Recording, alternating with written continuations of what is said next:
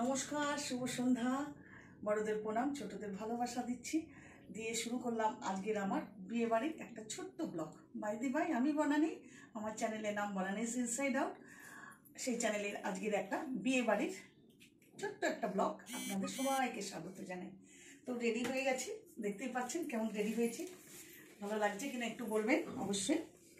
তো যাচ্ছি বিয়ে বাড়িতে। অ্যাকচুয়াল যাওয়ার কোনো প্ল্যান ছিল না, প্ল্যান বলতে সেরকম নয়। আজ 2-3 দিন একটুখানি শরীরটা খারাপ যাচ্ছিল, রিস্ক নিতে পারছিলাম না। যাই হোক, সেখান থেকে বারবার আমার সম্পর্কে জামাই হবে, সে বারবার করছে মাসি এসো এসো, তাই চললাম। তার দিদিরা পৌঁছে গেছে, তো চলুন সেখানে বিয়ে বাড়িতে গিয়ে অনুষ্ঠানের কিছু অংশ আপনাদের সাথে শেয়ার করব। আর দেরি করবো না, চলুন তাড়াতাড়ি সেখানে পৌঁছে যাই। আমরা কালীবাড়ি, বারাসাত, ব্যারাকপুর রোড, অ্যাডামাস যেখানে আছে কলেজটা, ঠিক তার দিকেই যেতে হবে। তবে আমরা গুগল ম্যাপ ধরে যাচ্ছি, তো আমি এক সাইড হয়ে বসে আছি, তো যার জন্য আমি কিন্তু ভালো দেখাতে পারবো না। তো যেটুকুনি পাচ্ছি সেটুকুনি দেখিয়ে দিলাম। এটা হলো ব্যারাকপুর রোড। তো আমরা একেবারে বিয়ে বাড়ি পৌঁছে গিয়ে তারপরে আবার আপনাদের সাথে দেখা হবে। দেখো, আমরা যাচ্ছি, একদম অন্ধকার রাস্তা, আবার কিছু কিছু আলো আছে, লোকজনও চলছে, তা নয় যে চলছে না, চলছে ফিরছে। কিছু কিছু জায়গায় অন্ধকার, কিছু কিছু জায়গায় আলো আছে। তবে গুগল ধরেই চলছি, গুগলের ম্যাপ ধরে ভিতর ভিতর দিয়ে, কারণ গুগল তো খুব সহজ রাস্তা দেখায়, একদম গলির ভিতর দিয়ে। তো সেইভাবেই যাচ্ছি, বুঝতে পারছি না কোথায় পৌঁছচ্ছি। যাই হোক, দেখতে পাচ্ছ কীরকম অন্ধকার, দিয়ে অন্ধকার। তো জিজ্ঞাসা করছি কী গো, কী ব্যাপার, ঠিকঠাক যাচ্ছি তো? বলছে তাই তো যাচ্ছি, গুগল যা দেখাচ্ছে তাই যাচ্ছি। কিছু কি আমায় দেখতে পাচ্ছ বলো তো? শুনশান জায়গায় চলে এসেছি। এখানে বিয়ে বাড়ি কোথায় কিছুই তো বুঝতে পারছি না। তবে আমার দিদিরা তো সব পৌঁছে গেছে, আর আমাকে ছেলের বাবা, মানে আমার জামাই হয়, সে আমাকে যা গুগল ম্যাপ পাঠিয়েছে তাই ফলো করে আসছি। দেখি জায়গা মতন পৌঁছতে পারি কি না। তো চলো, পৌঁছে গেছি আমরা মেন রাস্তাতে।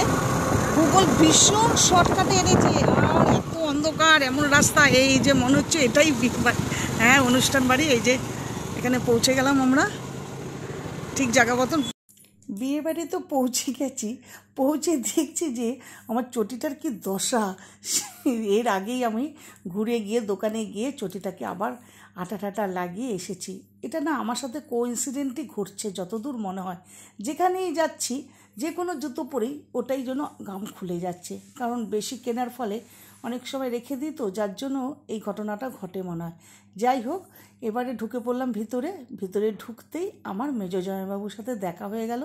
বেশ একটু কথাবার্তা বলে এবারে আমি চলে যাব ভিতরের দিকে। অ্যাকচুয়াল এখানে গান চলছিল, তো যার জন্য আমি ডাইরেক্ট ভয়েস দিয়েছিলাম, বাট ভয়েসগুলো কাটতে হলো কপিরাইটের ভয়ে।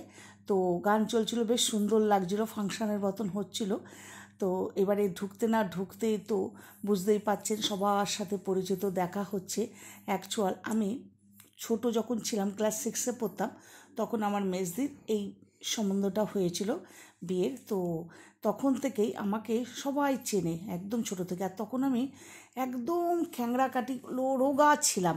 তো যাদের চেনা তারা তো চিনেই নিয়েছে, ছোটরা একটুখানি চিনতে অসুবিধা করছিল। তারপর যাই হোক চিনছিল। আর এদিকে দেখা হয়ে গেল বড়দির ছেলের বউয়ের সাথে, মানে আমাদের বৌমা।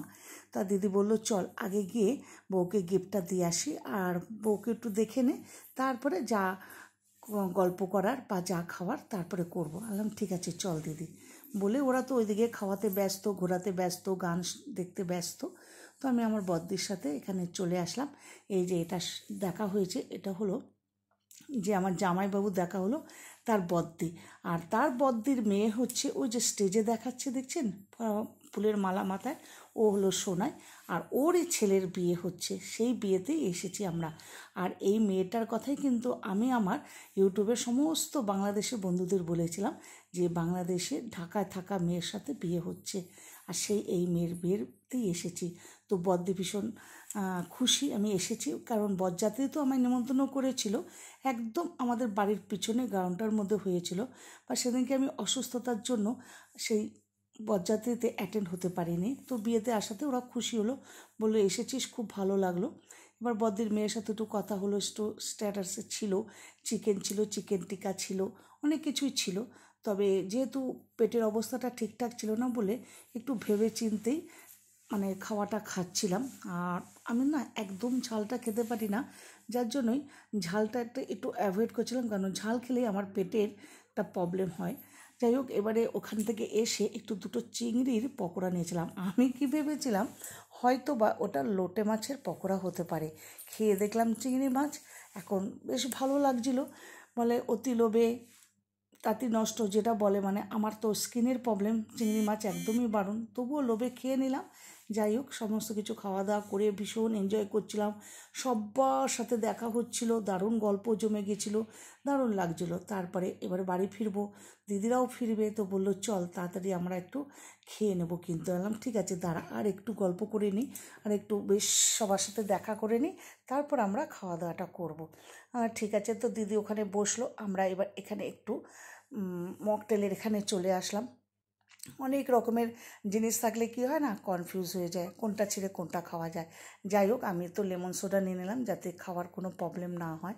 তো বেশ ভালোই বানিয়েছিল, তো সেটা আমিও খেয়ে নিলাম। বদ্দির জন্য একটুখানি স্ট্রবেরি জুস নিয়ে এসে দিলাম, কারণ দিদি ওটা চলাটা একটু কষ্ট হচ্ছিলো, কারণ ওর পায়ের অবস্থাটা তো ভালো নয়, সেই জন্য এনে দিলাম। আর আইসক্রিমও ছিল, ফুচকাও ছিল, অনেক কিছুই ছিল। তো আইসক্রিমটা ভালো খাবো, ফুচকাটা আর খাবো না। তো আমি আমার কর্তাকে বললাম আমাকে একটা আইসক্রিম এনে দেবে, তো এনে দিল। সেই আইসক্রিমটা খেলাম, খেয়ে বেশ গল্প করে গানগুলো শুনছিলাম, বেশ ভালোও লাগছিলো। এর মধ্যে আমার দিদির মেয়ের মেয়ে, মানে আমার নাতনি রাই, ও মেনু কার্ড নিয়ে এসে আমাকে দেখালো। মাসি, ও আমায় মাসি ডাকে, আমি সবার মাসি। ও আমাকে ডাকলো মেনু কার্ড দেখে চলে আসলাম এখানে খাবার নিতে। তো ভাবছি যে একটু কম টমই খাবো, কারণ খাওয়াটা একটু লিমিটে খেলে কী হয়, নিজের হেলথটারও ঠিক থাকবে, আর আমার যে শরীরটা খারাপ ছিল সেটাও ঠিকঠাক থাকবে, নাহলে বিপদে পড়ে যাব। যাই হোক, একটা কচুরি নিয়ে নিলাম, একটু চানা নিয়ে নিলাম বেশ, আর একটু স্যালাড নিয়ে নিলাম, আর একটা ফিশ ফ্রাইও ছিল ভেটকি মাছের, ওটা একটু নিলাম। তো এই খাচ্ছি, আর আরও অনেক খাবারই ছিল। যাই হোক, অল্প অল্প করেই নেবো। এবার দিদির মেয়ে চারিদিকে সবাই ঘুরে ঘুরে খাচ্ছে, বেশ ভালোও লাগছিলো। আর আমি একটু টেবিল খুঁজে বেড়াচ্ছিলাম, হাতে করে নিয়ে একটু খেতে একটুখানি প্রবলেম হচ্ছিলো, একটু টেবিলে যদি একটু চেয়ার টেবিলে বসে খাওয়া যায় তো ভালো লাগে।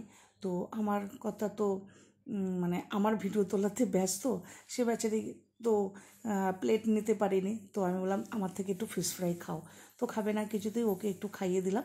নিয়ে বসে গেলাম মটন বিরিয়ানি। অ্যাকচুয়াল মটন খুব যে পছন্দ আমার তা নয়, তবুও নিলাম মটনটা।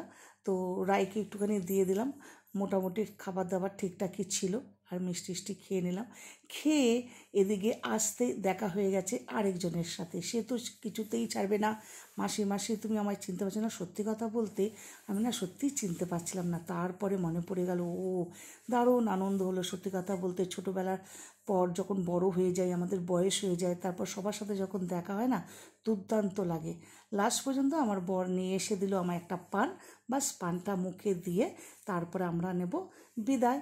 খুব সুন্দর লাগলো আজকের বিয়েবাড়িটা আমার। এবার আমরা চলে যাচ্ছি, সমস্ত দেখালাম বিয়েবাড়ি, খুব ভালো লাগলো, পরিবেশন থেকে শুরু করে সমস্ত কিছু। তো এখানে আমি শেষ করছি, দিদিরা তো চলে গেছে, আমিও কিছুটা সময় ভালো কাটালাম, অনেকের সাথে পুরনো দেখা হলো, দারুণ এনজয় করলাম। এবার আমরা বাড়ি ফিরে যাচ্ছি। তো চলুন, ভালো থাকবেন, সুস্থ থাকবেন, tata bye bye, good night, love you to all.